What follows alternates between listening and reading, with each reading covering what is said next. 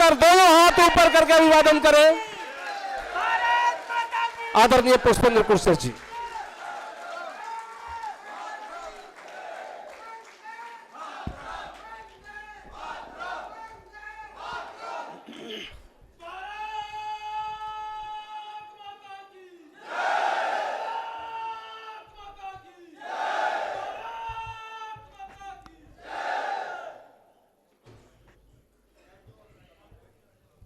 आप तमाम सारे लोगों को बहुत बहुत शुक्रिया। बहन रचना और भाई अनुराग जी को बहुत बहुत शुक्रिया कि उन्होंने मुझे यहाँ दावत दी, और तमाम सारे वो लोग जो आज प्रोग्राम के पीछे इसे कामयाब करने में लगे हैं। गुड़गांव और गुड़गांव के अलावा दूर दूर से आए हुए लोग, आखिर ऐसी क्या बात है कि देश में एक राष्ट्रवादी सरकार है, कोई 20 राज्यों में भी राष्ट्रवादी सरकार है, फिर ऐसा क्या अधूरापन है कि देश में लोग राष्ट्रवाद को सुनना चाहते हैं। इस सभा में बहुत से ऐसे लोग बैठे हैं जो मुझसे निजी तौर पे मिले होंगे। वेटरन इंडिया के पूर्व फौजी, आपका बहुत बहुत शुक्रिया। मेरे साथ दिल्ली से यहाँ तक पहली बार मेरे कोई 15 साल पुराने मित्र देश की एक ऐसी संस्था में काम करते हैं जिसमें विजिटिंग कार्ड छपवाना मना होता है। राकेश यादव जी हैं।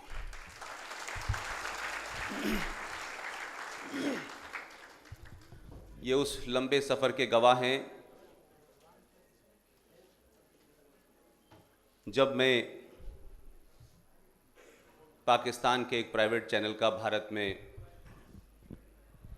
हेड नियुक्त किया गया, और भारत सरकार ने मुझे परमिशन दी हुई थी कि मैं उस चैनल के लिए काम कर सकूं। उस पूरे 12-13 साल के सफ़र में, जो 2017 में मैंने जहां से इस्तीफ़ा दिया, उस सफ़र में मेरी तमाम सुरक्षाओं के जितने भी आयाम हो सकते हैं, यहाँ से लेके कराची और कराची से लेके लाहौर, पेशावर से लेकर के खैबर पख्तूनख्वा तक, राकेश यादव जी की सारी निगाहों के अंदर मेरी सुरक्षा होती रही है। बहुत दिन बाद हम लोग मिले हैं। हम लोगों ने पाकिस्तान की शायद चर्चा इतनी बार की है कि जितनी पाकिस्तानियों ने भी नहीं की होगी। लेकिन कुछ यथार्थ हैं जो हमारे समाज को सुनने भी चाहिए और समझने भी चाहिए।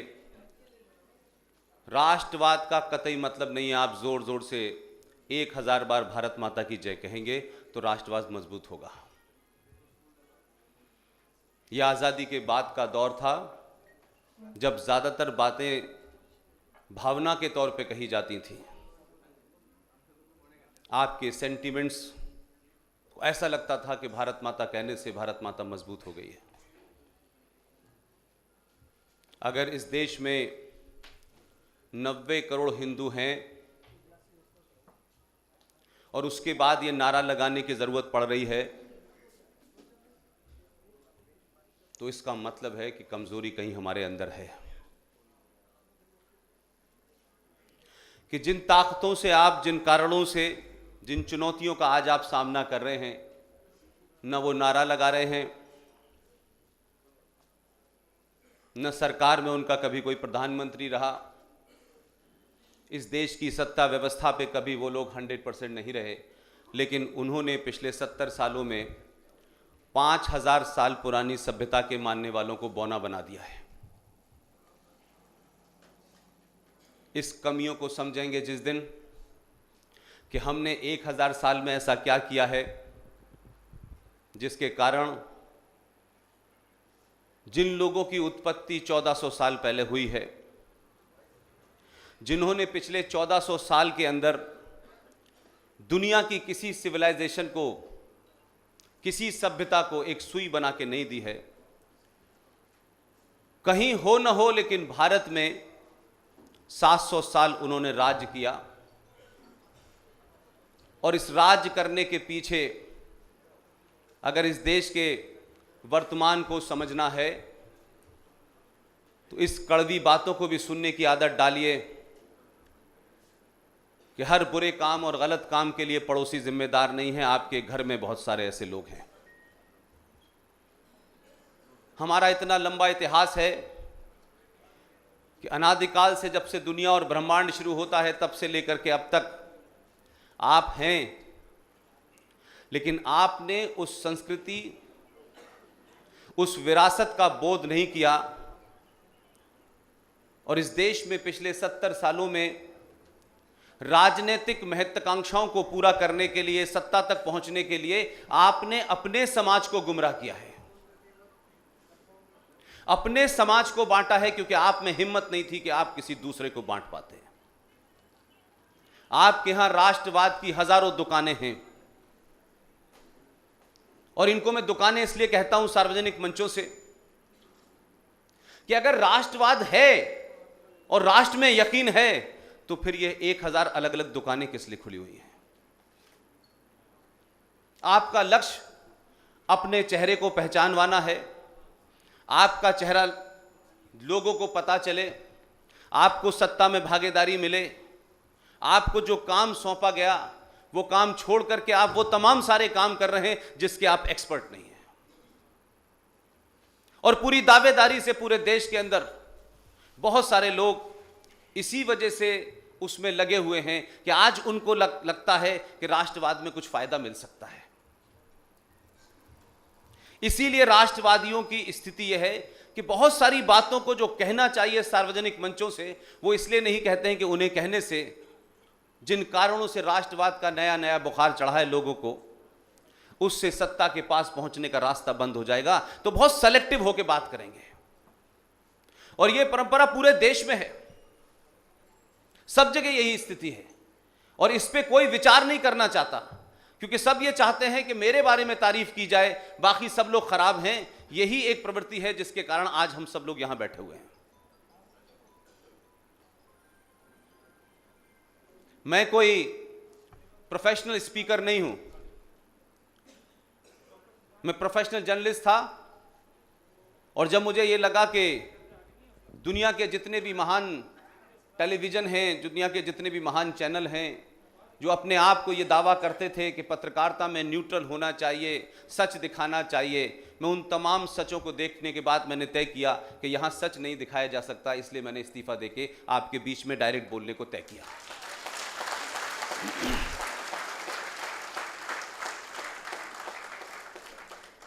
देखिए, मैं बहुत ब्लंट किस्म का आदमी हूं। मैंने कभी जिंदगी में कुछ चीज नफा नुकसान सोच के तय नहीं की। मुझे लगता है कि बहुत बातों के ऊपर मुलम्मा चढ़ा करके सबको अच्छी लगे, सब ताली बजाएं, सब बहुत खुश हों, ये मुझसे हो नहीं पाता है। आप बताएं, स्वामी जी भी मंच पे हैं। वैसे तो इस देश में जिन लोगों ने संन्यास ले लिया है, गेरुए वस्त्र धारण कर लिए हैं, तो कम से कम मैं उस लोगों में से हूं जिसकी बैकग्राउंड यही नहीं थी कि मैंने स्वामियों को देखा हो, मंदिरों को देखा हो, बहुत भारतीय पूजा पद्धति के बारे में मैं जानता हूं। मेरा जन्म ऐसी जगह हुआ है जहां तमाम कुरान, हदीस, शरिया तमाम कंपलसरी थी। मैंने अपने जीवन में अजान भी दी, नमाज भी पढ़ाई, लेकिन इस सब के बावजूद भी मैं इस नतीजे पे पहुंचा हूं कि सबसे ज्यादा सनातन की और हिंदुत्व की बात करने वालों ने हिंदुत्व को नुकसान पहुंचाया है।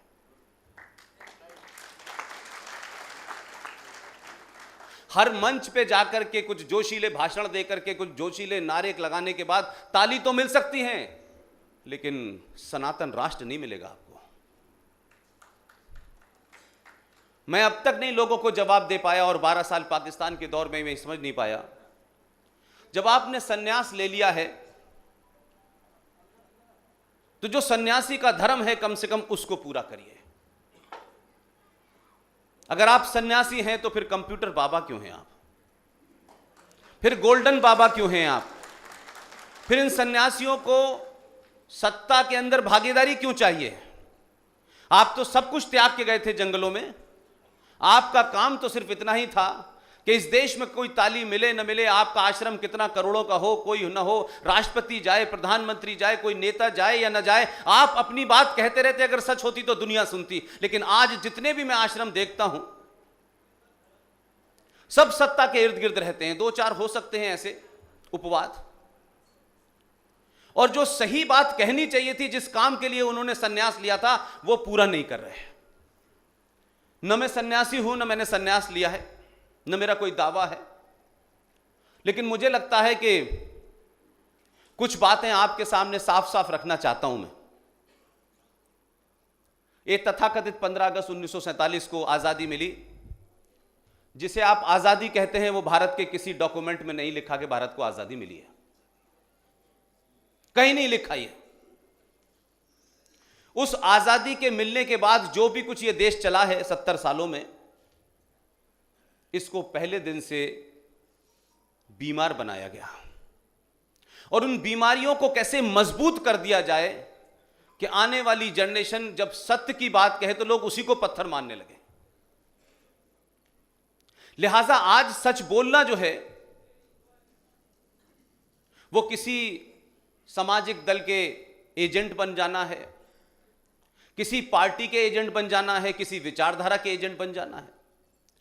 और ये तमाम बातें पिछले 70 सालों में से कम 30 साल मैंने अपने जीवन में बहुत नजदीक से देखी हैं। पड़ोसी मुल्क में भी 12 साल रहा हूं मैं, लेकिन जितना झूठ और फरेब हमारे देश में हमारे अपने लोग हमें दे रहे हैं, वो उतना तो लश्कर तोयबा और जैश मोहम्मद भी नहीं दे रहा। लेकिन हम सबको आदत हो गई है अपनी कमियों पे चादर डालने, अपनी कमजोरियों को छुपाने के लिए किसी को भी जिम्मेदार ठहरा दो और ये खुश रहो कि हम बहुत महान हैं। ऐसा नहीं है। और दुनिया की कोई भी सभ्यता अगर वो अपना मूल्यांकन नहीं करती, अपने अंदर आई हुई कमियों का मूल्यांकन नहीं करती, तो वो सभ्यता समाप्त हो जाती है। लेकिन ये बात अलग है कि इस देश में बड़ी ताकत में ऐसे लोग भी हैं जिसके कारण 5000 साल पुरानी सनातन संस्कृति आज भी जिंदा है। अब आप एक छोटा सा मेरा सबमिशन है जो मैं बार बार कहता हूं। यह हमको बताया गया कि सारे धर्म बराबर हैं। यही सुनते सुनते हम बड़े हो गए। सारे धर्म बराबर हैं,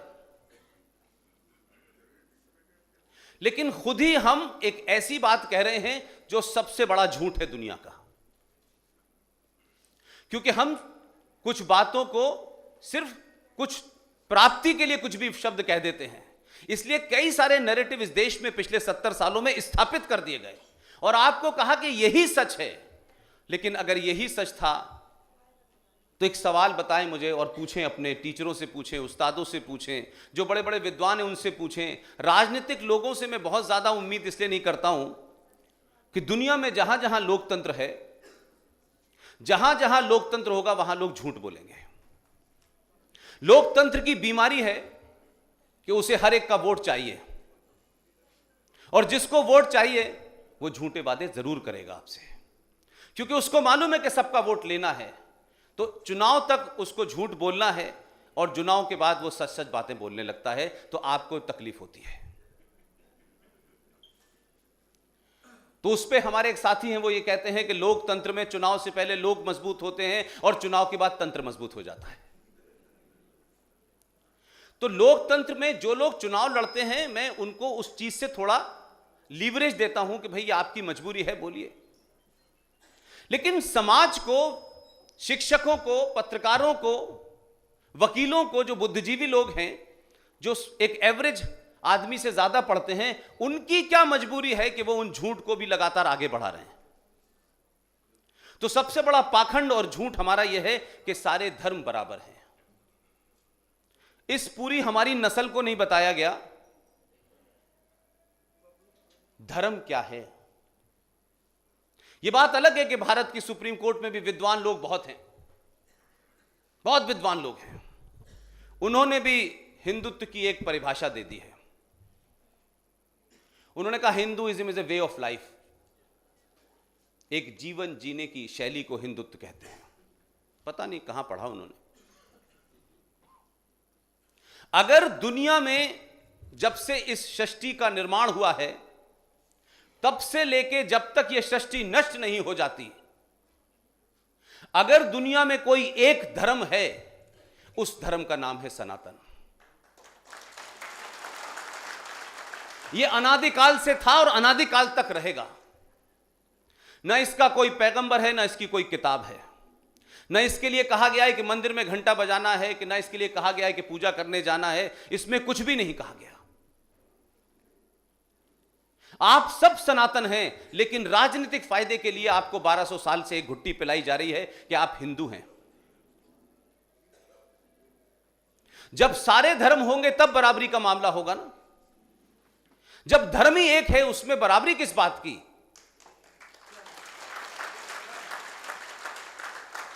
लिहाजा पहला कंफ्यूजन यह निकाल दें कि अंग्रेजी का वर्ड है रिलीजन। इस रिलीजन का ट्रांसलेशन है मजहब, लेकिन हिंदी में इसका कोई ट्रांसलेशन नहीं है, क्योंकि धर्म और मजहब में जमीन आसमान का फर्क है। मजहब को आप लोग धर्म से तुलना करते हैं तो मुझे लगता है कि जाने अनजाने अपने आप को बौना बनाते हैं। जितने भी मजहब हैं दुनिया में, वो आए, मिटे, समाप्त हो गए, चल रहे हैं। मुगलों के दौर में भी एक साहब को एक धर्म चलाया था उन्होंने, दीन इलाही। कहां हैं उसके मानने वाले? कहीं मिलते हैं? तो ये जो मजहब है, इसका कोई पैगंबर होता है, इसकी कोई डेट होती है कि ये फला दिन पैदा हुआ था। और फिर बहुत सारे तो ऐसे भी हैं जो ये भी कहते हैं कि 1400 साल पहले हम पैदा हुए थे और फला फला दिन यौम क़यामत आएगा, यानी लास्ट डूम्सडे आएगा, तब हम समाप्त हो जाएंगे।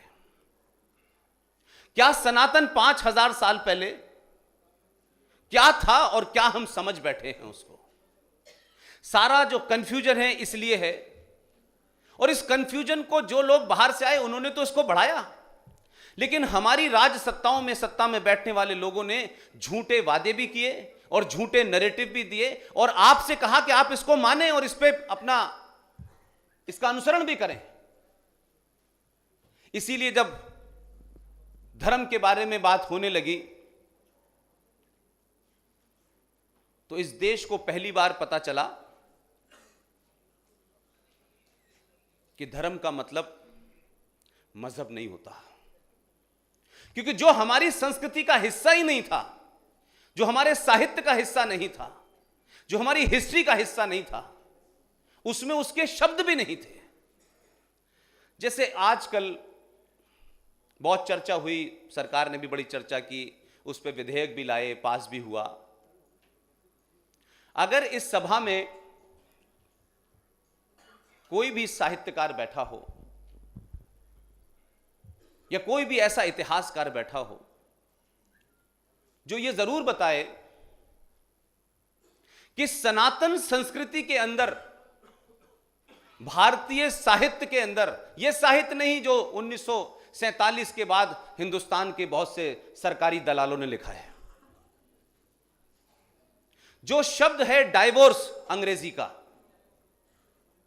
वो उर्दू में मिलता है, वो फारसी में मिलता है तलाक। भारतीय संस्कृति में तलाक शब्द है ही नहीं, क्योंकि आप क्या नहीं था तो इसलिए शब्द भी नहीं है। ऐसे बहुत से शब्द हैं जो आपकी संस्कृति में थे ही नहीं, क्योंकि उसका इमेजिनेशन ही नहीं है, उसका कंसेप्ट ही नहीं है। इसलिए वो हमारे पूरे इतिहास में नहीं मिलते। फिर एक नारा इस देश में दिया गया, गंगा जमुना तहजीब।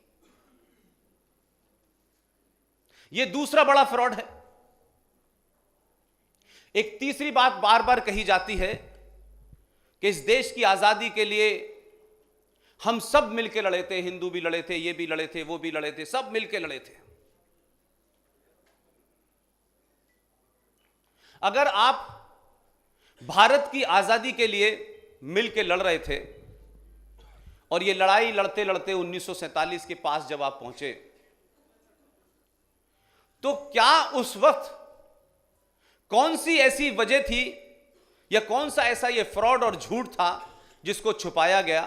और ये सवाल क्यों नहीं पूछा किसी ने कि अगर ये आजादी हम हिंदू मुसलमान मिलकर अंग्रेजों के खिलाफ लड़ रहे थे, तो सन 47 आते आते कुछ लोगों को मजहब के नाम पे एक देश को चाहिए था।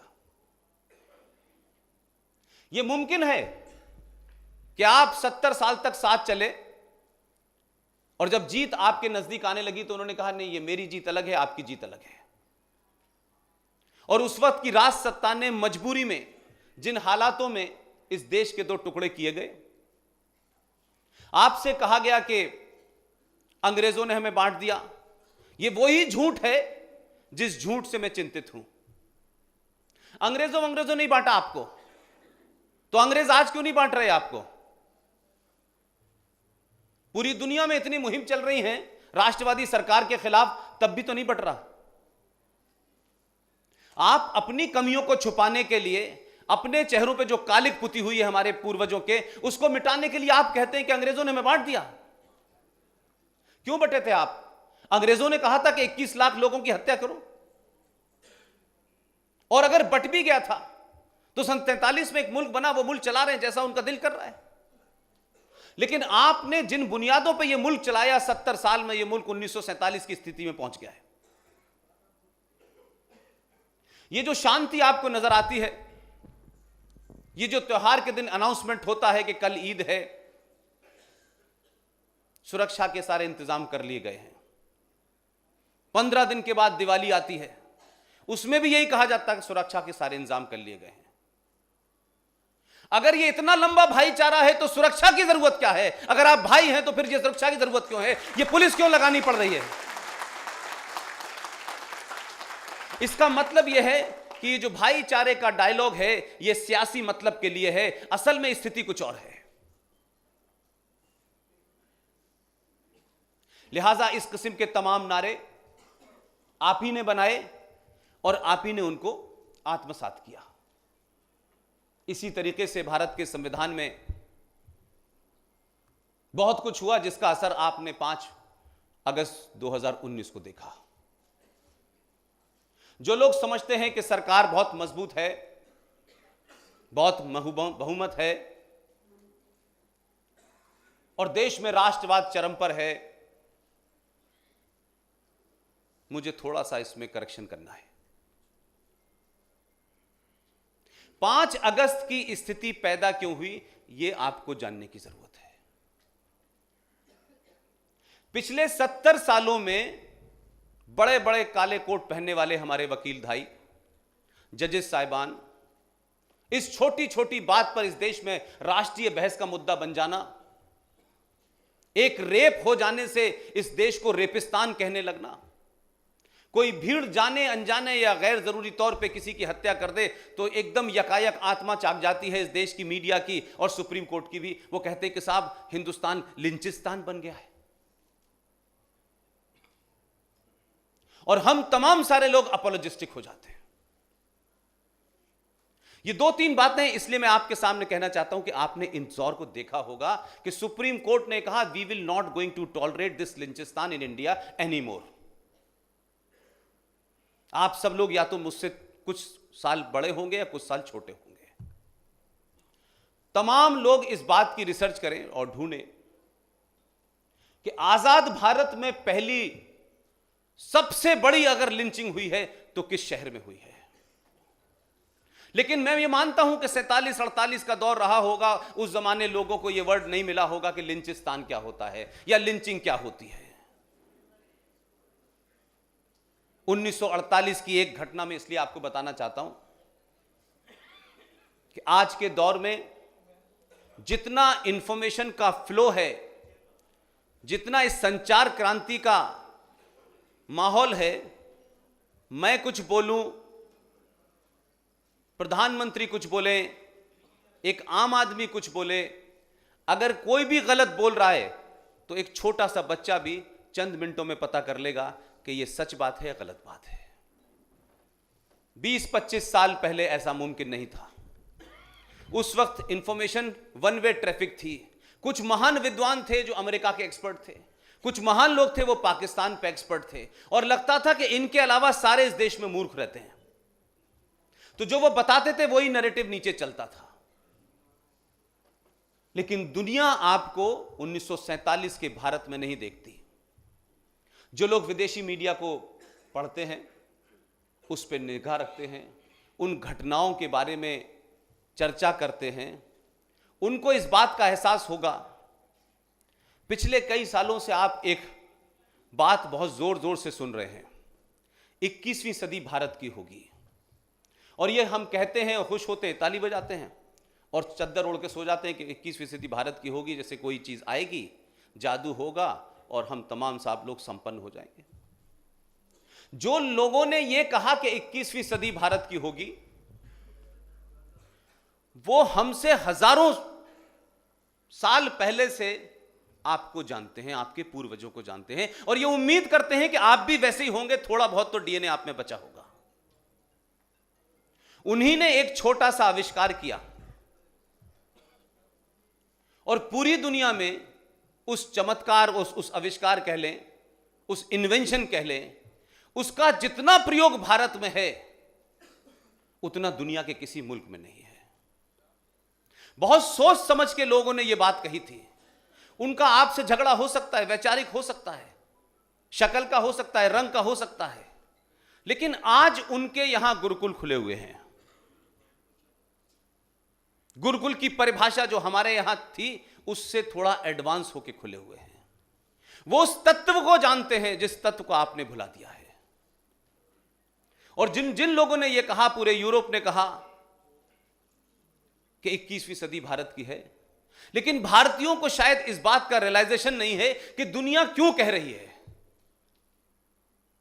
उन्हीं लोगों ने एक छोटा सा हथियार बनाया और हिंदुस्तान के रिक्शे वाले से लेकर प्रधानमंत्री तक के हाथ में दे दिया है, जिसे आप मोबाइल कहते हैं। इस मोबाइल से आप अपने मन की बात, आप क्या सोचते हैं, आपके किसी विषय पे क्या विचार हैं, आपको बहुत ज्ञानी लोग आकर के भाषण देके चले जाते हैं, क्या सच में वो सच बोलते हैं या झूठ बोलते हैं, या किन कारणों से ये बात कह रहे हैं, इसको आप काउंटर चेक कर सकते हैं। लिहाजा आज आपको सनातन बताने के लिए मुझे या और तमाम लोगों की आवश्यकता नहीं है, सब कुछ उसी के ऊपर है। सिर्फ आप उस इंफॉर्मेशन को पढ़ लें, जान लें, तो आपको पता चलेगा कि हम कौन हैं। लिहाजा इस मोबाइल के चलते जिन लोगों को लगता है कि भारत देश नई क्रांति की ओर बढ़ रहा है, मेरा यहां होना और तमाम सारी बातें आपसे कहना, उसके पीछे सिर्फ इतना ही मकसद है कि ना मैं किसी पार्टी के प्रचारक हूं, न किसी विचारधारा से मेरा कोई लेना देना है, न किसी मंच से कोई लेना देना है। मुझे लगता है कि जो सच बात है उसको बताने के लिए अगर 4 भी लोग पुलिया पे मिल जाएंगे तो मैं इसी शिद्दत के साथ उनको बताता हूं।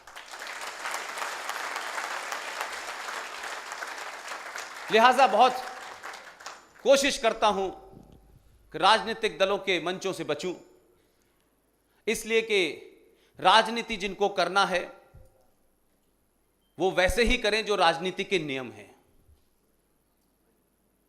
जो एक साधु के नियम हैं वो साधु को पालन करने चाहिए। लेकिन प्रॉब्लम क्या हो रही है हमारे देश में, और ये सिर्फ सनातन संस्कृति के मानने वाले लोगों में है जिन्हें आज की डेट में आप हिंदू कहते हैं। हमारे यहां साधु ज्ञान दे रहा है राजनीतिक लोगों को, और राजनीतिक लोग कह रहे हैं साधु जैसी बातें करो। इसलिए जो घालमेल आपने किया है उस वजह से आपको तय नहीं है कि हमें करना क्या है।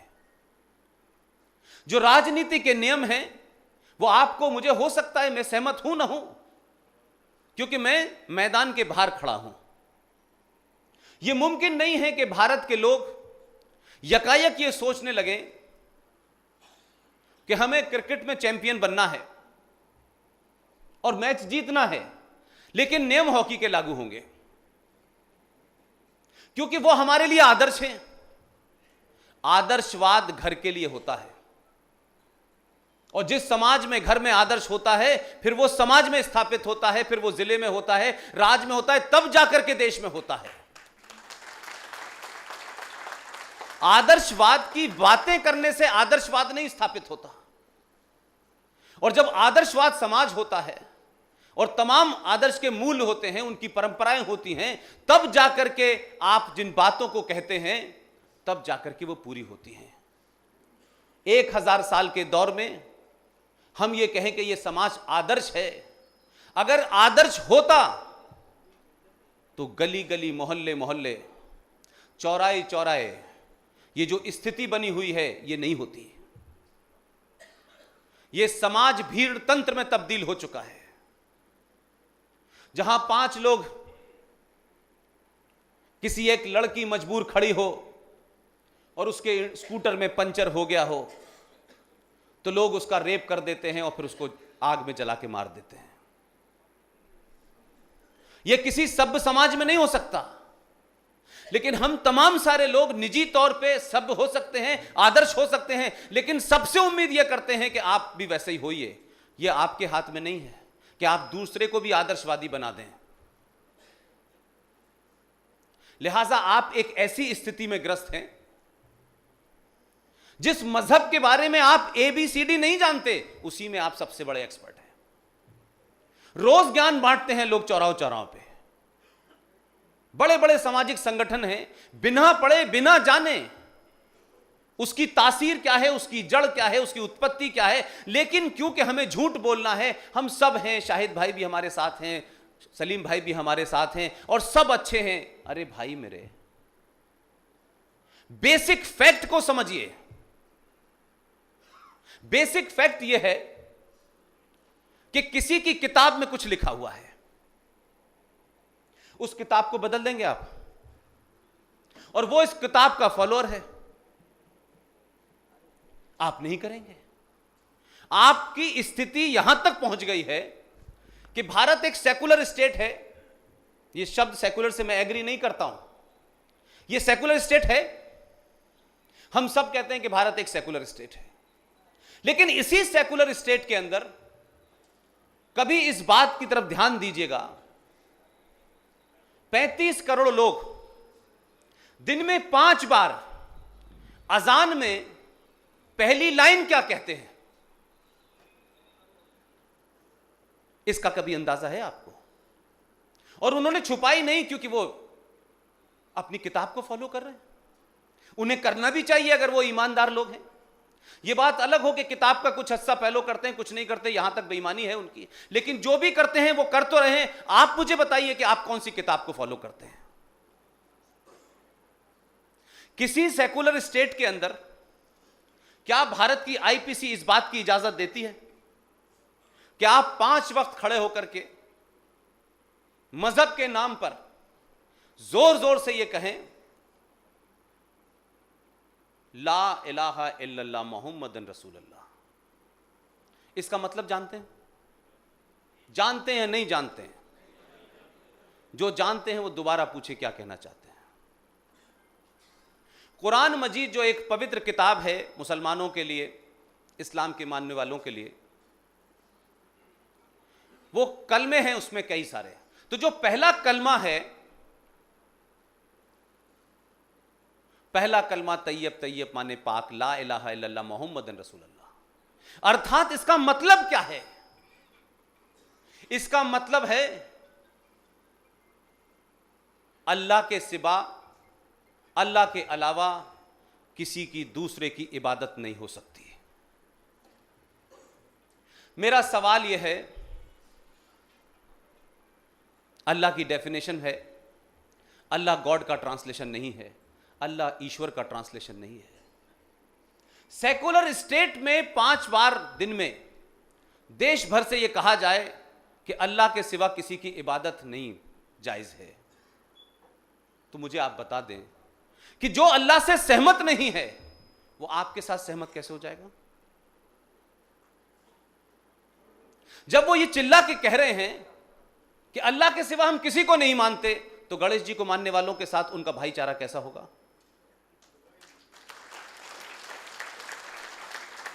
या जो लोग भगवान को नहीं मानते उनके साथ भाईचारा कैसा है? मैं गलत कह रहा हूं? तो आप इस बात को सोचें भाई कि जिन लोगों के 57 देश हैं, ना वहां रामलाल हैं, ना स्वामी जी हैं, ना आरएसएस की बैकग्राउंड है वहां किसी के पास, ना बजरंग दल का हेडक्वार्टर बना हुआ है, उन 57 देशों के अंदर जो पिछले 50 साल से खूरंदेजी चल रही है, जो कत्लो गारत चल रही है, वो किस लिए हो रही है? और अगर इस्लाम पीसफुल रिलीजन है तो पूरी दुनिया में इस्लाम ही कत्लो गारत कर रहा है भाई, और हम उसमें पार्टी नहीं है। तो आपकी समझ में शायद 2014 के बाद आया हो, लेकिन दुनिया की समझ में आ गया है, उन्होंने इलाज करना शुरू कर दिया है। आपने इलाज क्या किया 70 सालों में?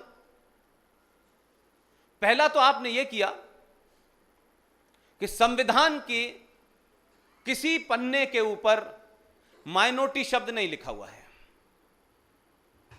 लेकिन क्योंकि आपको वोट लेना है, राजनीति करनी है, तो आपने अपने समाज को वो झूठ इतना पिलाया कि इस देश में एक 92 में नेशनल कमीशन फॉर माइनॉरिटीज बना। यह सेकुलर स्टेट है, जैसी भी है, अंधी है, लंगड़ी है, लेकिन सेकुलर स्टेट है। इस सेकुलर स्टेट के अंदर माइनॉरिटी कमीशन क्यों है?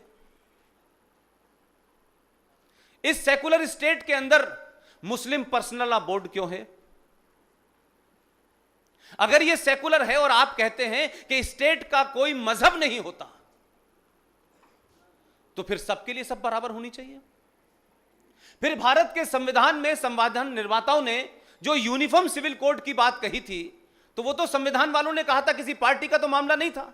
लेकिन जब भी इस बात पे बात होगी कि भाई देश में समान नागरिक संहिता होनी चाहिए, उसे किसी खास वर्ग से जोड़ करके, उस पॉलिटिसाइजेशन करके आप उसको ठंडे बस्ते में क्यों डालते हैं भाई? कि संविधान की कुछ चीज हम करेंगे, कुछ चीज नहीं करेंगे, और कुछ चीज करने से किसी का मजहब इंफ्लुएंस होगा, तो वो ये तय कर लें कि देश मजहब से चलेगा या संविधान से चलेगा। हम तो फिर भी इस संविधान के सबसे बड़े विक्टिम हैं हम, तब भी हम ये मानते हैं कि चलिए भाई जैसा भी है इसी से काम चलाइए। लेकिन आप तो इसमें भी झूठ बोल रहे हैं, इसमें भी फर्क कर रहे हैं, और फिर सवाल ये करते हैं कि जब भी आप ऐसी बात करेंगे लोग कहेंगे देखिए साहब ये एंटी इस्लाम है, एंटी मुस्लिम है। तो कुछ लोगों ने ये नैरेटिव बना दिया है कि जब भी कोई आप ऐसी बात करेंगे वो चस्पा कर देंगे आपको कि आप मुसलमानों के खिलाफ हैं, इसलिए ऐसी बात कर रहे हैं। तो ये क्यों नहीं कहते वो लोग से संविधान बनाने वाले लोग एंटी मुस्लिम थे? ये भी कहें तो संविधान की कुछ धारा तो अच्छी है और कुछ धारा बुरी है। सुप्रीम कोर्ट के कुछ फैसले तो बहुत अच्छे हैं, लेकिन सुप्रीम कोर्ट के कुछ फैसले बहुत खराब हैं। ये नहीं होगा भाई इस देश में। संविधान मानना है तो पूरा मानो, और नहीं मानना है तो बिल्कुल मत मानो। कि आप इस देश में ऐसे काम जो इस देश की सभ्यता से, जो इस देश की सिविलाइजेशन से कहीं मेल नहीं खाते, जो यहां की जीवन क्रिया का हिस्सा नहीं है, लेकिन आपके मजहब की किताब कहती है, शरिया कहती है, हदीस कहती है, तो भाई वो अपने घर में रखिए। उसके तहत आप क्या चाहते हैं कि तलाक का कानून, शादी का कानून, बच्चे कितने हों इसका कानून, इसके लिए तो हमारी पर्सनल लॉ बोर्ड बनाएगा नियम। और आईपीसी क्या होनी चाहिए, इसके लिए हम संविधान को मानेंगे। तो जो लोग शरिया की मांग करते हैं इस देश में कि शरिया नाफिज होना चाहिए, मैं उनके चेहरों का मुखौटा उतार के आपके सामने रखना चाहता हूं। शरिया वही नाफिज हो सकती है जो इस्लामिक कंट्री हो, जो इस्लाम से चलती हो, जिनका संविधान पीछे हो और इस्लाम से सारे फैसले हो, वहां शरिया की बात उठाना जायज है। जिन लोगों ने भारत के संविधान की शपथ ली है वो शरिया से इस देश को नहीं चला सकते हैं। और थोड़ी देर के लिए मान भी लें कि एक तत्कालिक व्यवस्था बना दी गई है कि चलिए भाई ये 30-35 करोड़ लोग हैं, ये शरिया चाहते हैं, उस शरिया के साथ भी ईमानदार मुसलमान नहीं है। अगर शरिया चाहिए तो पूरी शरिया लो, हाथ कटेंगे तो आईपीसी, शादी करेंगे तो मुस्लिम पर्सनल लॉ बोर्ड। तो कुरान की आड़ में आप ये मत बताइए इस देश को, यहां तक तो कुरान मानेंगे और यहां से फिर रास्ता बदल लेंगे। जो चाहिए 100% लो। मैंने कहा संविधान मानते हैं तो मानिए, नहीं तो कह दिए हम संविधान को नहीं मानते। आप कहिए हमें शरिया चाहिए, तो मैं कहता हूं इस देश के सरकार से पूरी ईमानदारी से पूरे देश के मुसलमानों के ऊपर शरिया लागू कर दी जाए कल से। पूरे देश के मुसलमानों पे कोई जोर जबरदस्ती नहीं है। जो मुसलमान है वो कन्वर्टेड है, कहां से आया कैसे आया उस बहस पे छोड़ दें। उनकी सारी जिंदगी सुबह से लेकर शाम तक शरिया से चलेगी। मुझे पूरी उम्मीद है जितना शरिया का अध्ययन और हदीस का मुझे है, सुबह अनाउंस करेंगे, शाम तक आधे लोग कहेंगे कि हम वापस घर आना चाहते हैं।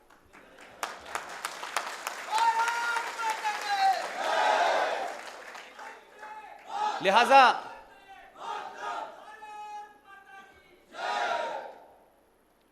आप समस्या को समस्या की तरह कन्फ्रंट करें।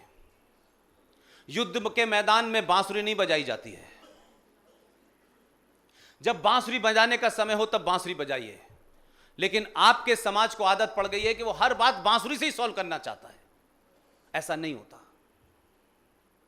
आपको सबसे ज्यादा शांति चाहिए। ये वो लोग कह रहे हैं शांति जिनकी 5000 साल की अभिता है कि उन्होंने किसी देश को नहीं लूटा, उन्होंने किसी देश की जमीन को कब्जा नहीं करा। जिन भगवान राम की बात हम सुबह से शाम करते हैं, उस आदर्शवाद की बात करते हैं, वो भी लंका गए थे अपनी पत्नी को छुड़ाने के लिए, श्रीलंका से 10 पैसे का सिक्का लेके नहीं आए थे।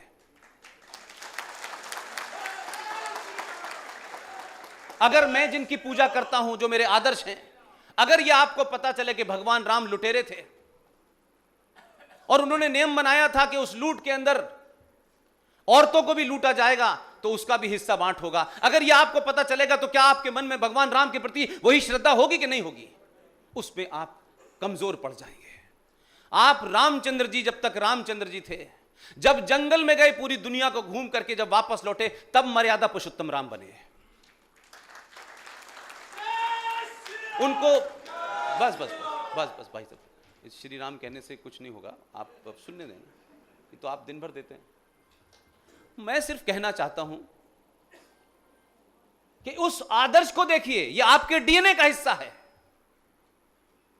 क्योंकि आप अभी भी अपने आप को उनसे मानते हैं। यह बात अलग है कि 1000 साल के कालखंड की वजह से आप अपनी पूरी सभ्यता को भूल गए, पूरी पहचान को भूल गए, और आपने एक दूसरी चीजों से अपने आप को इक्वेट करना शुरू कर दिया। तो जिन लोगों ने यहां आए थे वो इस काम में सफल हुए कि जो लोग इतनी ऊंचाई पे बैठे थे, ये बिल्कुल वैसे ही है कि आप किसी रिक्शे वाले के साथ जा रहे हो और एक मुकाम पे जाके रिक्शे वाले से आप इतनी बहस करने लगे और इस स्तर पे उतर आए कि रिक्शे वाला पहले तो वो अपने स्तर पे आपको उतार ले और फिर तबीयत से धुन दे आपको। आपने अपनी सभ्यता को उन बोनों के सामने ऐसे सरेंडर कर दिया। लिहाजा आपके मालूम है क्या होता है? मंदिर भगवान का घर है, मस्जिद अल्लाह का घर है। इससे बड़ा कोई झूठ हो सकता है? अल्लाह कोई ऐसी चीज नहीं है बकौल इस्लाम के कि वो कहीं रखा हो। मस्जिद में कुरान शरीफ रखा नहीं जा सकता। मस्जिद को आपने मंदिर के इक्वेट कर दिया। इसलिए कि आपको पता ही नहीं है कि मंदिर क्या है और मस्जिद क्या है, क्योंकि यह कहना बड़ा अच्छा लगता है कि इससे वोट मिल जाते हैं, कुछ लोगों को सिवैयां खाने चले जाते हैं ईद पे। इससे ज्यादा कुछ नहीं है यह फ्रॉड। आज भारत की सुप्रीम कोर्ट कह रही है ये बात। ये जब मैं 5वीं क्लास में था तब भी जानता था, और आज आपके पास इंटरनेट है, पूरी दुनिया में सब सारी इंफॉर्मेशन आपके पास है। प्रॉफिट मोहम्मद साहब जिस मस्जिद में, जिस कम्युनिटी हॉल में जिन्होंने नमाज पढ़ी, वो तो सबसे ज्यादा मुकद्दस और पवित्र होनी चाहिए थी बकौल आपके। हम तो फिर भी कहते हैं कि भाई आपके प्रॉफिट हैं, उन्होंने नमाज पढ़ी जिस जगह पे, वो बड़ी मुकद्दस जगह है, पवित्र जगह है। उसको सऊदी अरब ने बरसों पहले तोड़ दिया, क्योंकि मस्जिद इस्लाम में इस्लाम का पवित्र श्राइन नहीं है, कोई पवित्र जगह नहीं है, नमाज पढ़ने की जगह है जिसे कहीं भी पढ़ा जा सकता है। इसलिए हिंदुस्तान के मुसलमान मक्का और ईरान इराक के मुसलमानों से ज्यादा बड़े मुसलमान हैं। पूरा झूठ फैलाया हुआ है यहां से लेके पाकिस्तान और बांग्लादेश में, फुल पूरा चरम पे झूठ चल रहा है। सऊदी अरब जो हरमैन शरीफ का केयर टेकर है, उस इलाके का जिस जगह मक्का बना हुआ है, उन लोगों ने वहां कोई कब्र नहीं छोड़ी, मोहम्मद साहब की कब्र तक मना कर दी गई। मोहम्मद साहब ने अपने जीवित रहते हुए कहा कि न मेरी कोई तस्वीर होगी, न मेरी कोई मजार होगी, न कोई कब्र बनेगी, न मेरी पूजा होनी चाहिए। ये वो कह के चले गए। ये मैं नहीं कह रहा, उनकी किताब कहती है। और अगर मोहम्मद साहब की कब्र होती तो आपको लगता है मुसलमान मक्का जाते, कब्र पे जाते ना? तो ये जो मस्जिद है जिसको भारत में बार बार आपको डराया जाता है, मस्जिद शहीद हो गई, मस्जिद नहीं हट सकती। एक दीवाना जो है जोकर इलाहाबाद, वहां का, हैदराबाद का, रोज कहता है अल्लाह का घर। अभी अभी उसने बयान दिया है झूठे ने, वो आपको डरा रहा है लेकिन अपने लोगों से झूठ बोल रहा है। और उसके कैसे लोग मुसलमान हैं जिनका मुसल्लत ईमान है, वो उसकी बात को क्रॉस भी नहीं करते, बोलते नहीं हैं, क्योंकि इस्लाम, कुरान, हदीस, शरिया इस हिंदुस्तान में पॉलिटिकल वेपन बन चुके हैं। इनका जितना इस्तेमाल करोगे ये लोग डरेंगे, और आपको डराया 700 साल से।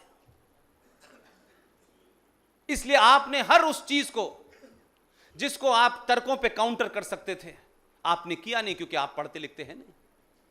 आपको जो प्रवचन दे दे वो बता देते हैं, क्योंकि आपकी समस्या यह है, अच्छे खासे ठीक ठाक लोग, जिस आदर्शवाद के आप लोग थे, आप लोगों को चमत्कार में जो है विश्वास हो गया है, और चमत्कार देखने के लिए कहीं राजा रहीम के पास जा रहा है, कोई आसाराम बाबू के पास जा रहा है। आप जिस दिन भी सनातन संस्कृति के 1% भी अपने मन में उतार लेंगे, आपको दुनिया के सामने नहीं झुकना पड़ेगा। ये हिंदू राष्ट्र की बहुत बात होती है। जरा अपने आप से पूछिए, हिंदू राष्ट्र कैसा होगा? कल रात अनाउंस हो जाए कि आप हिंदू राष्ट्र हो गए, तो ये हिंदू राष्ट्र कैसा होगा और आपको उसमें क्या करना होगा, यह पता नहीं है, लेकिन एक पॉलिटिकल स्लोगन बन गया है। आप कहते हैं हिंदू राष्ट्र होगा, लोग उसको अपने एजेंडे के लिए आपके खिलाफ और देश के खिलाफ इस्तेमाल करते हैं। कितने हिंदू हैं? हिंदू कब शुरू हुआ? हिंदू शब्द कहां से आया? हिंदू की पहचान क्या है? यह तय हुई इस देश में।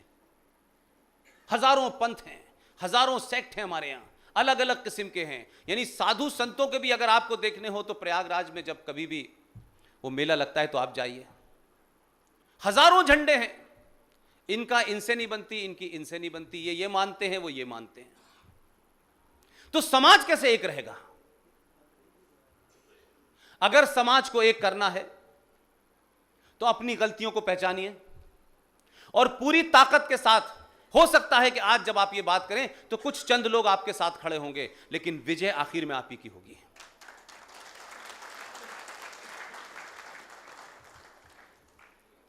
सनातन संस्कृति और सनातन धर्म क्या है, इसको कभी सोचा आपने? हम रूटीन में बहुत सारे काम कर रहे हैं, लेकिन हमने उसे हिंदुत्व का जामा पहना दिया है और सुबह से लेकर शाम कुछ बातों को बोलते भी हैं, लेकिन बोध नहीं है कि हम क्या कह रहे हैं। हमारे यहां किसी की भी मृत्यु हो जाती है तो हम सब क्या कहते हैं, फला साहब की मृत्यु हुई, उनको पंच तत्व में विलीन कर दिया, यही कहते हैं। ये 5 तत्व क्या हैं? इसका हिंदू से मतलब है या सनातन से मतलब है, ये बताएं। सनातन में कहीं नहीं लिखा है घंटा बजाइए मंत्र पढ़िए, कहीं नहीं लिखा है। सनातन साक्षात एक साइंस है, विज्ञान है। उस विज्ञान को बौना करते करते आज जो कुछ आप हिंदुत्व के नाम पे देख रहे हैं वो पाखंड हो रहा है। पाखंड में और सनातन में फर्क है। इसलिए आपके यहां जिन 5 तत्वों की बात की जाती है उसी को जीवित रहते हुए पूजते हैं आप। और हमेशा सभ्यताएं जब आगे बढ़ती हैं तो कुछ ऐसे नैरेटिव्स को आगे लाया जाता है जिसके माध्यम से बहुत कॉम्प्लेक्स बात को आसान कर दिया जाए। लिहाजा आपसे कहा गया कि नदी में जो पानी बहता है, आपके देश में कोई नदी ऐसी नहीं है जिसका भावनात्मक लगाव के लिए उसका कोई नाम न रखा गया हो। कोई सरस्वती नदी है, कोई गंगा नदी है, कोई कावेरी है। इसलिए हमारे यहां नदियों को मां का दर्जा दिया गया है, इसीलिए हम मां गंगा कहते हैं। और गंगा की पूजा करने से यह कहीं मतलब नहीं लिखा है कि गंगा की आप पूजा करेंगे, उसमें अगरबत्ती जलाएंगे, धूप जलाएंगे तो गंगा मां खड़े होकर के एक सोने की मूर्ति आपको दे देगी। यह इसलिए कहा गया कि जो मां आपको जन्म बायोलॉजिकली देती है, उसके बाद जो सबसे पहला तत्व चाहिए आपको, पानी, वो गंगा देती है, वो हमारी मां नहीं देती है। इसलिए आप उसको पूजें, पवित्र रखें, और वो लगातार पवित्र रहे, इसलिए उसको पूजा से जोड़ दिया गया। आपके यहां उसी 5 तत्वों में एक वायु भी है। वो वायु का प्रभाव कैसे चलता रहे, तो सनातन क्या कहता है कि पर्यावरण, उसकी ओर आपको कहा गया कि पर्यावरण का ध्यान रखना है। अगर आज अंग्रेजी के वर्ड में आप कहते हैं एनवायरमेंट डे मनाते हैं, तो हम 5 जून 1974 से पर्यावरण दिवस मना रहे हैं। लेकिन सबसे ज्यादा संकट है हम इसी देश में हमारे, और यही दिल्ली गैस चैंबर बनी हुई है। हमसे कहा गया कि आप पर्यावरण के प्रति सजग रहें, क्योंकि जीवन जीने के लिए इसकी महत्वता नहीं है, इसकी जरूरत है। तो आपको कहा गया कि जो पीपल है उस पे भगवान का वास होता है, आप इसकी पूजा करें। ये जहां जहां भगवान का वास करके बात कही गई, उसके पीछे अर्थ यह था कि ताकि आपको वो कॉम्प्लेक्स बात समझ में नहीं आएगी, क्योंकि अभी 50-100 साल पहले पता चला कि O2 का मतलब होता है ऑक्सीजन। तो पीपल एकमात्र पेड़ है जो 24 घंटे ऑक्सीजन देता है। अब हमारे पूर्वजों को, उनको पता था कि इस बात को अगर हम ऐसे समझाएंगे तो शायद नहीं कन्वे होगी, लिहाजा उन्होंने जोड़ दिया कि पीपल पे पानी देना, ताकि पीपल को जीवन भर पानी मिलता रहे, ताकि सूखे ना, और पीपल बदले में आपको 24 घंटे ऑक्सीजन देता रहे। उसको आपकी भावनाओं से जोड़ दिया। ये जो तुलसी के पौधे को लेकर के है कि तुलसी का पौधा हिंदू हो गया है, आजकल पता चला है मुझे। अब अज्ञानियों की समस्या यह है कि जिनकी किताब यह कहती है कि धरती चपटी है, उन्हें तुलसी का पौधा तो हिंदू का लगेगा ही।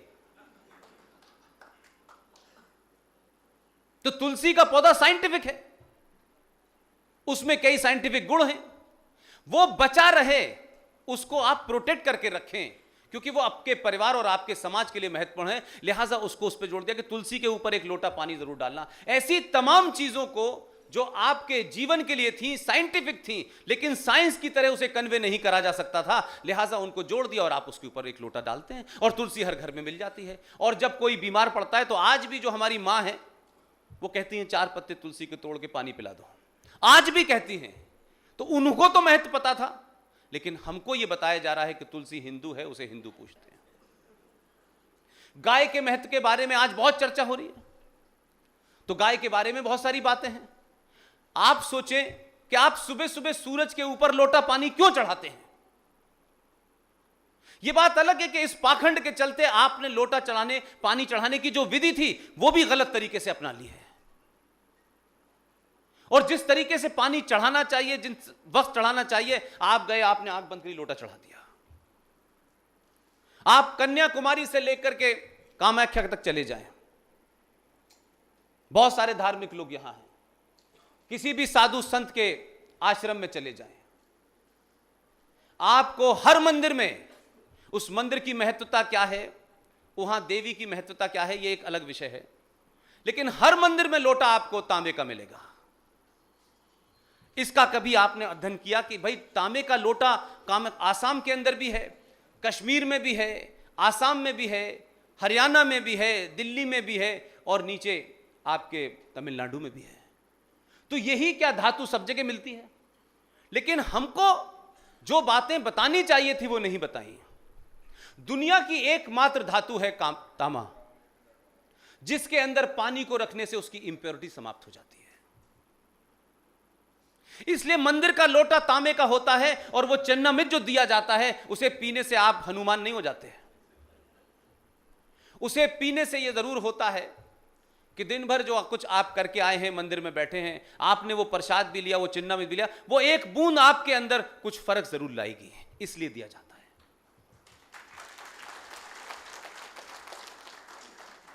और सुबह सुबह जब उसी तांबे के लोटे से आप सूरज के सामने जो क्योंकि रात भर जो पेड़ होते हैं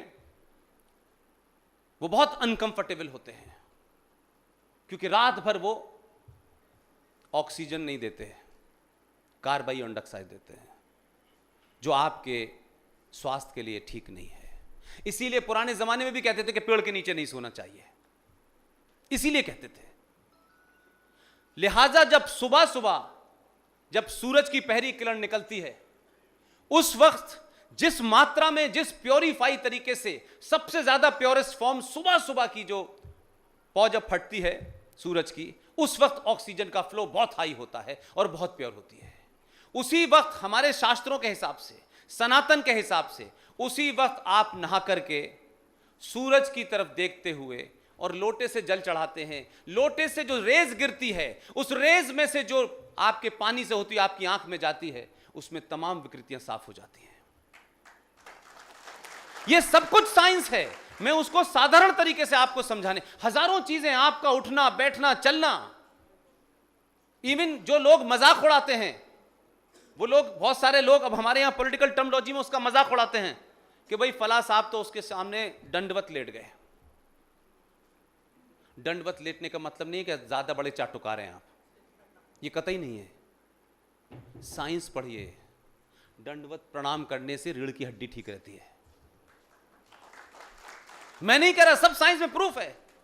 यह ज्यादा पढ़ने की जरूरत है आपको, बाकी कुछ और पढ़ने के,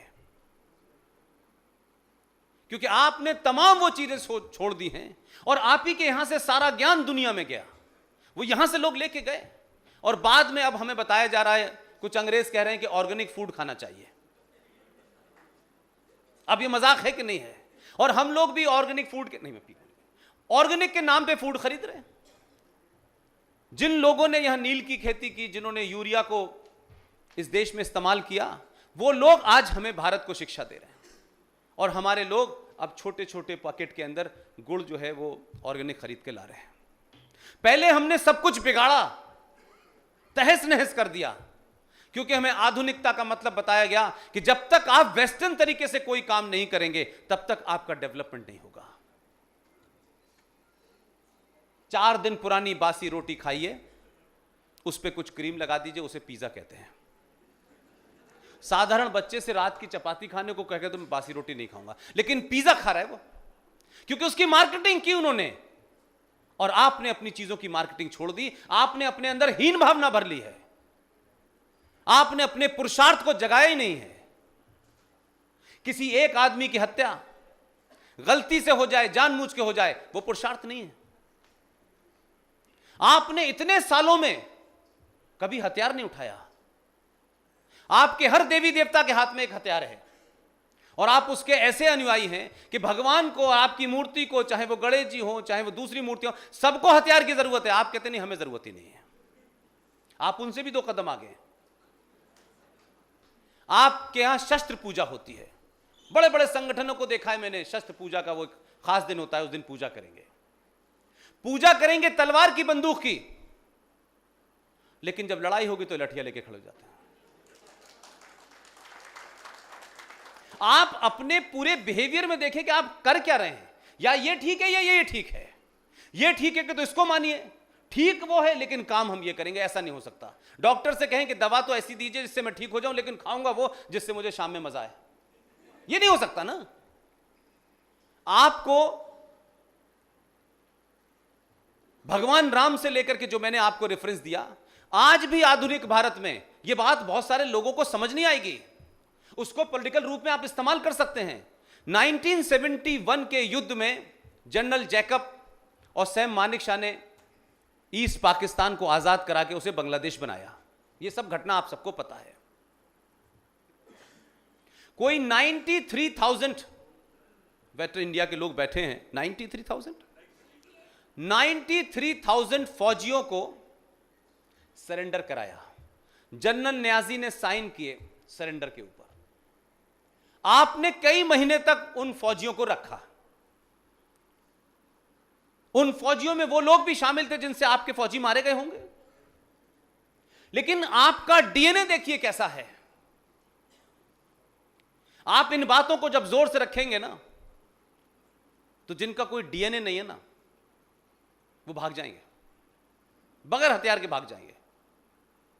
93,000 फौजियों को पकड़ा, सरेंडर कराया। भारत की उस समय ऐसी स्थिति नहीं थी। PL4 नाम का गेहूं आता था हफ्ते हफ्ते भर का, जिसको अमेरिका भेजा करता था, और अमेरिका में उस गेहूं को सूअर खाते थे। एक एक हफ्ते का कोटा आता था आपके यहां। उसके बावजूद भी 93,000 फौजियों में से एक को बीमार नहीं पड़ने दिया, और किसी को एक वक्त की रोटी नहीं दी हो, यह हमारे ऊपर दाग नहीं है। और बगैर किसी सौदेबाजी के हमारे डीएनए में बताया गया कि जेनेवा कन्वेंशन के तहत अगर कोई फौजी सरेंडर कर देता है तो उसके साथ आप मारपीट नहीं कर सकते, क्योंकि वो फौजी अपने देश के लिए लड़ रहा है, अपने इंडिविजुअल के लिए नहीं लड़ रहा। हमने 71 में भी जेनेवा कन्वेंशन से पहले हमने अपने सनातन संस्कृति को माना और एक के साथ कोई छेड़छाड़ नहीं की, और सबके सब 93 को पाकिस्तान को वापस भेज दिया पूरी इज्जत के साथ। लेकिन जिन लोगों से आपका मुकाबला है और पूरी दुनिया जिसकी वजह से ग्रस्त है, लंदन के पास 2 घंटे का सफर करके जाइए, एक जगह है बर्मिंघम, जो पूरी दुनिया में कहते थे कि हमारी हुकूमत में सूरज नहीं डूबता है। आज उनके देश में सूरज निकल आता है तो संडे मनाते हैं। कभी इतराना नहीं चाहिए अपने ऊपर कि पूरी दुनिया में झूठ बोल के जो कुछ आपने किया, एक दिन आज ऐसा आ गया है कि उस बर्मिंघम के अंदर पाकिस्तानी मुसलमानों ने ऐसा हाल कर दिया है कि उसके ऊपर लिख दिया गया है नो गो जोन। आप इस इलाके में नहीं जा सकते। कोई भी क्रिश्चियन जाता है वो जा ही नहीं सकता, आप इधर जा नहीं सकते। उनके मुल्क में जाके ये स्थिति कर दी है उन्होंने, और कुछ बोल नहीं पा रहे हैं, कुछ कर नहीं पा रहे हैं, क्योंकि लंदन का मेयर भी मुसलमान पाकिस्तान का आके चुन गया है। अब वो डिमांड कर रहे हैं कि जो बिग बेन है, जहां पे आपका समय का वो लगा है, उस इलाके को एक्सक्लूसिव घोषित कर दिया जाए। अब वो जो महारानी है, जो हमारे डॉक्यूमेंट पे साइन करके गई हैं, कहा गया है कि उनके पूरे महल में जो बड़े बड़े 5 कमरे हैं उसमें मस्जिद बना देनी चाहिए, और कोई रोक नहीं पा रहा है। ताकत यह है, वो भीड़ तंत्र वहां तक पहुंचा है। तो आप कोई अकेले नहीं है जो इसका सामना कर रहे हैं।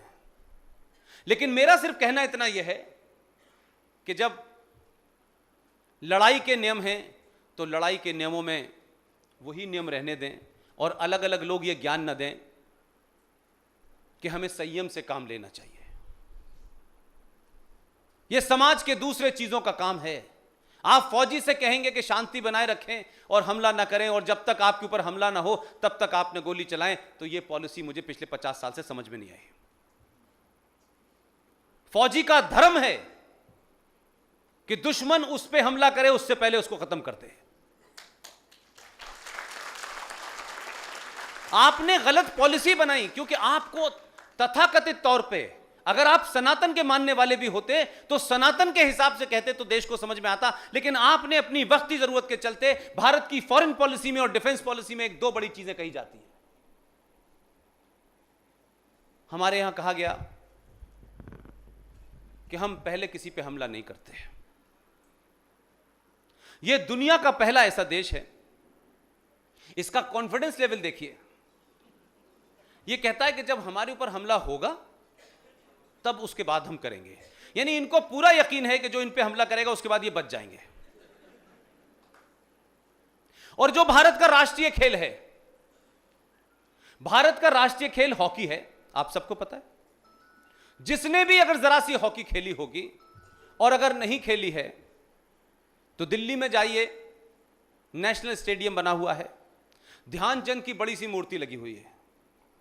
उस हॉकी के राष्ट्रीय खेल की एक लाइन जो 70 साल से मैं सुन रहा हूं, लेकिन राष्ट्रीय लाइन कुछ और है। Attack is the best defence, hockey खेल का नियम है।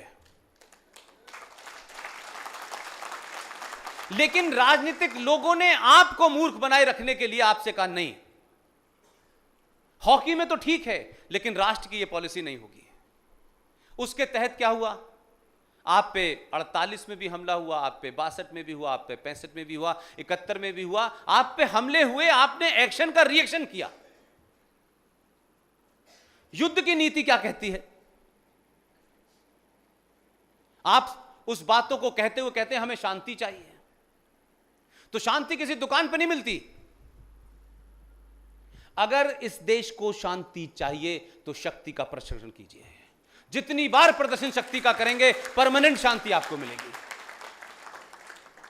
ये बहुत महान बने रहना कि नहीं हमें शांति चाहिए, हम तो शांति प्रिय हैं। लेकिन आप शांति प्रिय हैं तो अपने घर में रहिए, लेकिन जो आपके पड़ोसी है वो शांति प्रिय नहीं है, वो घर में घुस गया है आपके, आप उससे कहें हमें शांति चाहिए, वो शांति को ले जाता है उठा के। आप खुद अजीब और गरीब किस्म के कंट्राडिक्शन में रहते हैं भाई।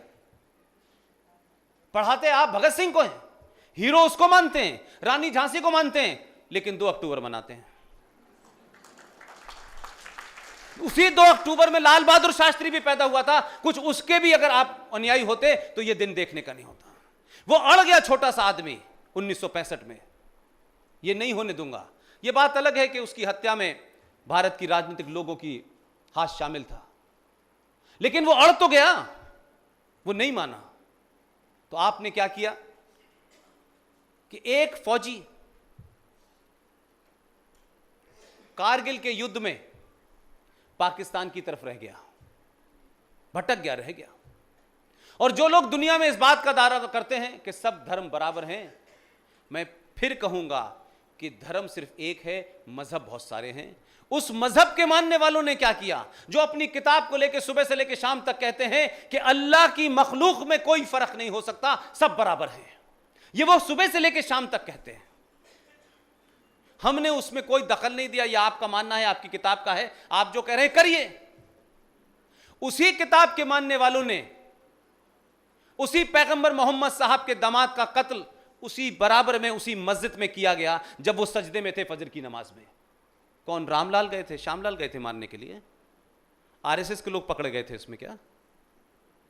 मैं उस वक्त की बात बता रहा हूं आपको जब मोहम्मद साहब जिंदा थे। उनकी बेटी फातिमा की हत्या किसने की? पूरे घर में आग लगा दी आपने, दरवाजा जलता हुआ उसके ऊपर डाला और वो मार दी गई। उनके बच्चों को किसने मारा, किसने प्यासा रखा, यह आपको नहीं बताया गया।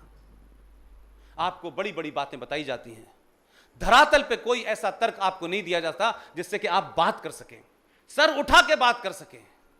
आप जैसे भी थे जरा अपने पुरुषार्थ को जगाइए, जरा अपनी मेमोरी पे ध्यान दीजिए। ये जनगण मन सुबह से लेकर तक आप तक गाते हैं, लेकिन इसी जनगण मन के अंदर एक जगह का नाम है सिंध, गुजरात, मराठा। लोग इस सिंध को कहते हैं कि सिंध है, हमें सिंध लेना है। अरे जो हैं उन्हें तो ठीक से रख लो, वो तो खतरे में है, सिंध को लेना है। लेकिन सिंध का रेफरेंस मैं इसलिए कह रहा हूं कि आपको बाबर पढ़ाया गया, औरंगजेब पढ़ाया गया, तमाम तैमूर से लेकर अब तक पढ़ाया गया। ये बात अलग है कि अब तैमूर का नाम भी रखा जाता है, रखें, अपनी मर्जी है, जैसे हैं वैसी नाम रखेंगे। लेकिन आप मुझे बताएं कि सिंध में जो आखिरी हिंदू राजा था, राजा दाहिर सेन, क्या उसके उस इतिहास को पढ़ा है जो लोग आपको सुबह से लेकर शाम तक कहते हैं हिंदू इंटॉलरेंट हो गया है? हम इंटॉलरेंट नहीं हुए हैं। तुमने हमारी टॉलरेंस का घड़ा जो भर गया है उसे गलत समझ लिया है। तुमने हमारे पेशेंस को, हमारे तहम्मुल को तुमने समझ लिया है ये कायर लोग हैं। मोहम्मद साहब के नवासों के नवासे, उस परिवार में जितने लोग बचे, राजा दाहिर ने अपने पूरे खानदान को दांव पे लगा दिया, उस परिवार को अपने किले में जगा दी। और उस वक्त मोहम्मद बिन कासिम जो पाकिस्तान का हीरो है, जो इस्लामिक वर्ल्ड का हीरो है, आप सोचिए कि वो चला और उसने राजा दाहिर सेन को मारा और मोहम्मद साहब के बचे हुए सारे खानदान का नस्ते नाबूद कर दिया उसने। जिन्होंने बचाया, जिनकी बेटियों ने बचाया, जिनकी बहनों ने बचाया, उस पूरा परिवार लड़ते लड़ते मोहम्मद साहब के खानदान को बचाने में मारा गया। जिसने मारा वो इस्लामिक वर्ल्ड का हीरो है, जिसने बचाया वो काफिर हो गए। और ये पड़ोसी आपको कहते हैं काफिर का कत्ल वाजिब है। अपने दामन में झांको, अपने गलेवान में झांको। तुम जिनकी पूजा करते हो, जिनको अपना पैगंबर मानते हो, जरा जाओ मक्का में। मक्का के वो खुली चादर में 22 मीटर कपड़ा पहनने से अल्लाह मियां नारा खुश नहीं होने वाले। जिन्होंने तुम्हारे पैगंबर के खानदान को बचाया है, वो इसलिए नहीं बचाया था कि उन्हें वोट लेके चुनाव जीतना था और सेकुलरिज्म का कोई कॉन्स्टिट्यूशन बना हुआ था। वो उनके डीएनए में था 5000 साल का, इसलिए बचाया था। और आज उन्हीं की किताब को लेकर के आपकी हत्या की जा रही है और बताया जा रहा है उस किताब में एक लाइन है कि जो मुशरिक हैं, मुशरिक कहते हैं मूर्ति पूजकों को, जो मुशरिक हैं उनको वापस लाओ, इस्लाम को कबूल कर लें, और जो न माने उनका कत्ल वाजिब है। वो हमारा कत्ल करना चाहते हैं, हमारा। इतने सालों के बाद इतनी ताकतें आईं, इतनी सारी सभ्यताएं नष्ट हो गईं, बहुत गुरूर था लोगों को। अभी भी 70 साल में आपको अपने इतिहास को नहीं बताया गया। मेरा आप सबसे निवेदन है, जो मंच पे लोग बैठे हैं उन सबको सिर्फ एक ही बात कहता हूं कि सच बात को सच बता दीजिए। और जो सच नहीं बता रहा है, इसलिए उसका समझ लीजिए उसका कोई एजेंडा है। उस एजेंडे की वजह से सच नहीं बता, चाहे वो धार्मिक हो, चाहे राजनीतिक हो, चाहे सत्ता का हो, वो इसलिए नहीं बता रहा है आपको। और इन तमाम एजेंडों में मेरी लिस्ट में कोई एजेंडा नहीं है। लिहाजा जिस दिन भी इस देश के लोगों को यह भी ज्ञान नहीं है, आपने अपनी अज्ञानता के चलते एक नहीं कई बड़े अपराध किए हैं, और शायद उन अपराधों का श्राप है कि इतनी बड़ी सभ्यता के लोग आज भी दुनिया में एकमात्र मुल्क है जहां की मेजॉरिटी हाथ जोड़ के सरकार से कह रही है कि हमें समान नागरिक अधिकार चाहिए।